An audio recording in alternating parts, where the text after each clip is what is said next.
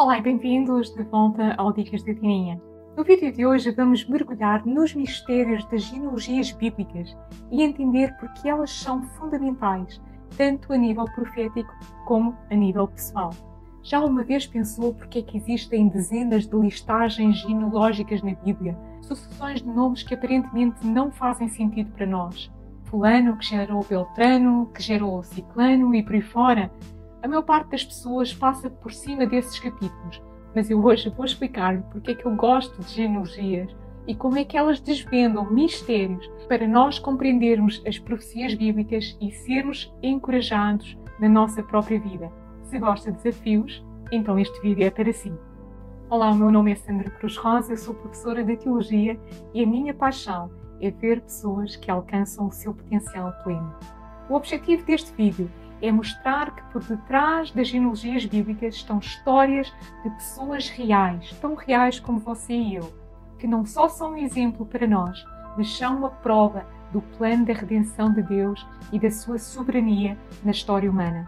As genealogias, infelizmente, são frequentemente ignoradas pelos leitores da Bíblia, mas elas contêm informações valiosas sobre a história, sobre o plano de Deus para a redenção da humanidade. A sua função principal no Velho Testamento é apontar para Cristo como Messias, provando a sua veracidade como Filho de Deus. Mas na Bíblia encontramos 4 diferentes tipos de genealogias: as dos chefes tribais, as dos chefes das casas, as famílias reais e as famílias sacerdotais. Além de registarem as descendências, as linhagens ajudavam a comprovar a legitimidade de determinado indivíduo na função de determinada família, no sacerdócio de Arão ou no próprio trono de Israel. E há um detalhe nas genealogias bíblicas que me fascina. No Médio Oriente Antigo, raramente as mulheres eram mencionadas nas linhagens genealógicas. No entanto, a linhagem de Jesus contém 5 mulheres: Raab, Tamar, Ruth, Batseba e Maria. E podem ver isso no capítulo 1 de Mateus, do versículo 2 ao 16. Destas 5 mulheres, 3 eram estrangeiras, ou seja, não pertenciam aos hebreus, não eram da casa de Israel. E isto prova-nos que Deus sempre teve em mente a salvação de todas as nações, de todos os povos, tribos e nações. Deus sempre quis remir toda a humanidade e não apenas os hebreus. A palavra genealogia no hebraico antigo é toledot. Aparece logo ali no início, na frase livro das gerações, em Gênesis 5:1, quando se refere aos descendentes de Adão.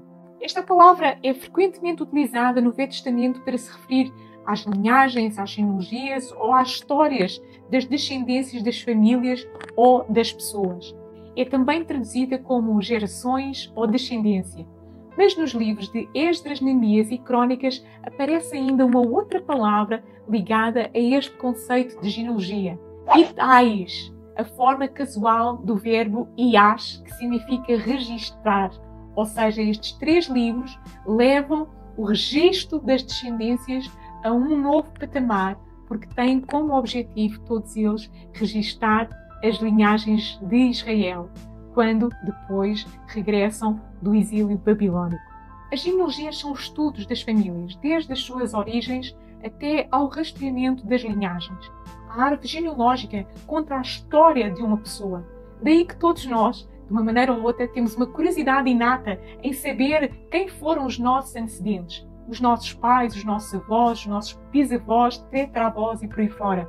A nossa herança genética deriva dos nossos descendentes. Daí que é tão importante para a medicina, para a genética e para outras ciências que vão procurar saber quem foram os nossos antepassados. Esta curiosidade é comum a qualquer pessoa, de qualquer cultura, de qualquer raça. Nós temos um interesse inato em saber a nossa história, de quem nós descendemos, quais são as histórias que estão para trás. Porque todos nós sabemos que sem os nossos antecessores, nós hoje não estaríamos aqui vivos. E na Bíblia, as linhagens têm 3 objetivos: para a nação de Israel, para a humanidade e para comprovar a soberania de Deus na história da raça humana. Vamos ver aqui então o primeiro objetivo, para a nação de Israel. As genealogias desempenham um papel importante na preservação da história e da identidade do povo hebreu ao longo dos séculos. Se há nação que tem sido atacada e que já por várias vezes esteve a ponto do extermínio, foram os judeus. Quando observamos a sua história, entendemos como esta nação foi milagrosamente preservada do extermínio total. Várias vezes ao longo dos séculos, povos invasores ou megalómanos como Hitler tentaram destruir por completo os judeus. Mas a história do mundo está inevitavelmente ligada a Israel, tanto no começo, lá da criação da humanidade, como estará ligada no fim de todas as coisas. O segundo objetivo das genealogias é para a humanidade. Elas mostram como o plano de redenção de Deus se inseriu na história humana, desde os primórdios das nossas origens. Se observarmos as genealogias de Jesus, por exemplo, descritas nos Evangelhos de Mateus e de Lucas, ambas validam que Jesus é o Messias profetizado em mais de 300 profecias no Velho Testamento. Seria impossível um ser humano conseguir cumprir apenas 5 dessas 300 profecias, e Jesus cumpriu-as todas. Ele é verdadeiramente o descendente da casa real de Davi, e ele é tanto Deus como é homem. E as genealogias apontam para todos os fatores que comprovam que ele é o Cristo Redentor.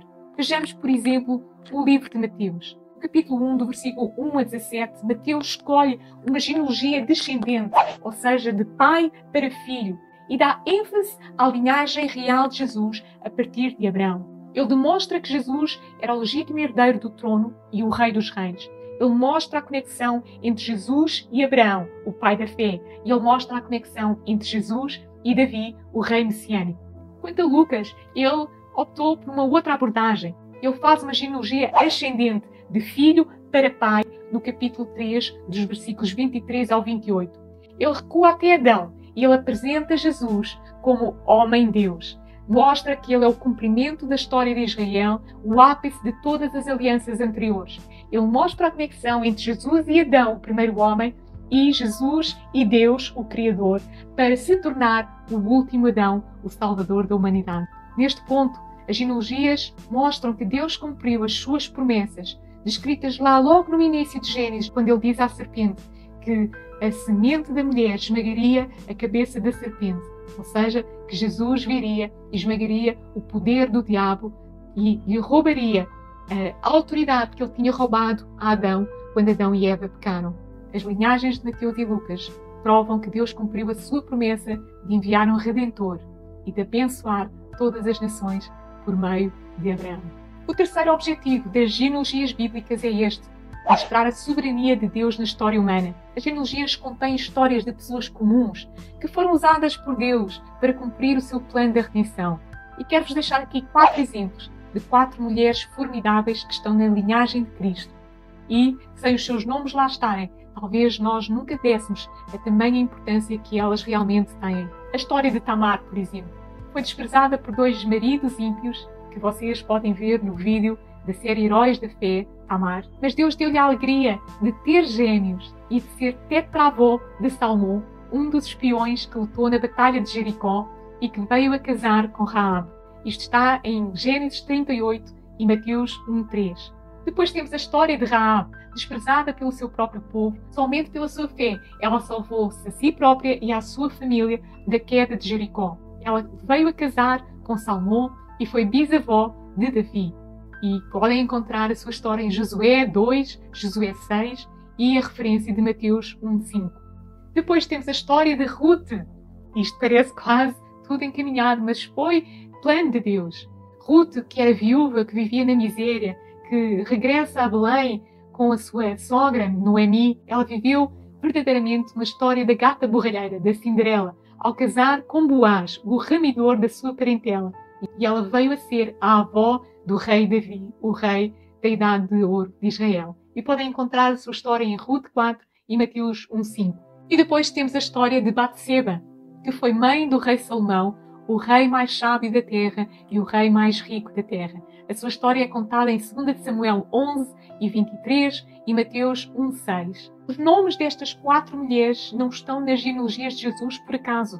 Elas foram lá colocadas pela importância que as suas vidas tiveram para a história de Israel e para a descendência do Messias. Elas mostram que Deus usa pessoas imperfeitas com vidas complicadas para vir trazer à Terra o seu plano e a sua vontade. As genealogias mostram que Deus é soberano sobre toda a história humana. A despeito das falhas das pessoas, Ele cumpre sempre os seus planos. Por isso, nós podemos nos inspirar na vida destas pessoas, sabendo que Deus irá também usar-nos a nós. E esta é a conclusão que eu lhe quero deixar no vídeo de hoje. Que estes exemplos tenham mudado a forma como você olha para as árvores genealógicas da Bíblia. Não passe por cima destes capítulos a próxima vez que for ler a Bíblia. Antes, ore para que Deus abra o seu entendimento, que abra os seus olhos espirituais, para que você vá estudar as histórias daqueles nomes que aparecem nas genealogias e assim descobrir coisas fantásticas, aventuras maravilhosas e exemplos magníficos de como Deus usou pessoas comuns, como Deus usou pessoas que até falharam, pessoas que até pecaram, mas que ainda assim estão nas genealogias bíblicas porque são exemplo para nós. De certeza que o Espírito Santo, Ele vai falar consigo, Ele vai dar-lhe coragem, Ele vai fortalecer a sua fé e Ele vai mostrar-lhe que se Deus usou pessoas imperfeitas no passado, Ele pode usá-lo a si e a mim, porque nós também fomos criados pelo Criador do Universo e podemos ser usados como instrumentos da sua graça.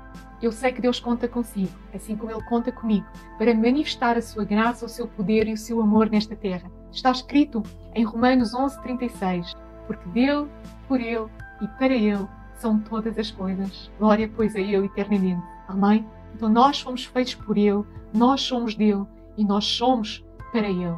Os nossos sonhos e o nosso propósito de vida aqui na Terra deve estar arraigado à vontade e aos planos e aos sonhos que Deus tem para nós. Se achou que este vídeo acrescentou conhecimento para si, então deixe aí o seu gosto e o seu comentário. Não se esqueça de acionar aí as notificações na sua subscrição para receber um aviso a cada sábado quando eu publico um novo vídeo.